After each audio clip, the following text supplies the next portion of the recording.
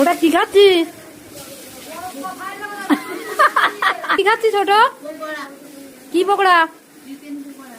বাবা বাবা, কুচি আর চিকেন পকোড়া খাচ্ছি।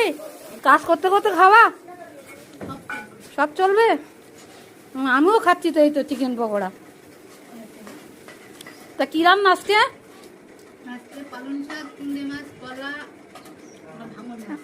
ভাঙন মাছ।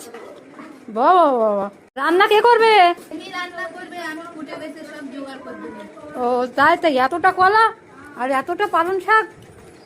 আমরা জয়েন্ট ফ্যামিলি, 10-12 জনের লোক, আমাদের তো বেশি লাগবে। ঠিক বলেছিস, এই তো আমাদের ছোটর বুদ্ধি হয়ে গেছে।